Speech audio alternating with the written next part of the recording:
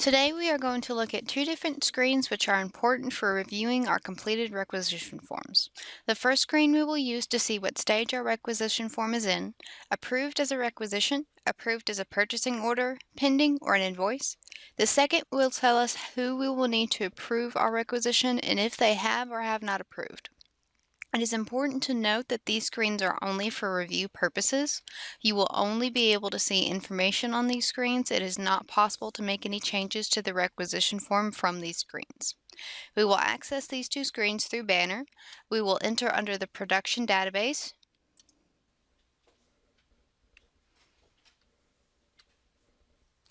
Log in.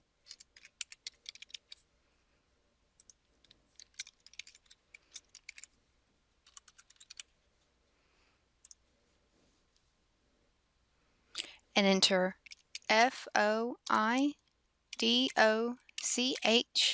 in the Go To field and press Enter. Then enter REQ in the Document Type field.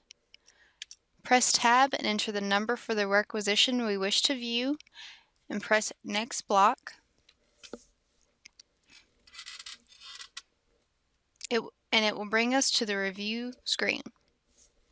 Your requisition number will appear in the requisition field. A C in the status field means that the form has been completed and is awaiting approval. An A in the status field means that the form has been approved as a requisition. If your requisition has been approved and is now a purchase order, it will appear in the purchase order section with a number that begins with PO. If the purchase order is approved, an A will appear in the status field next to the purchase order number.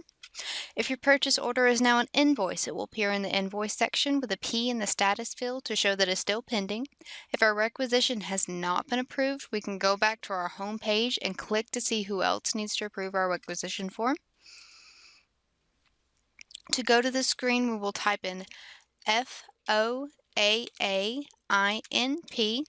and press Enter.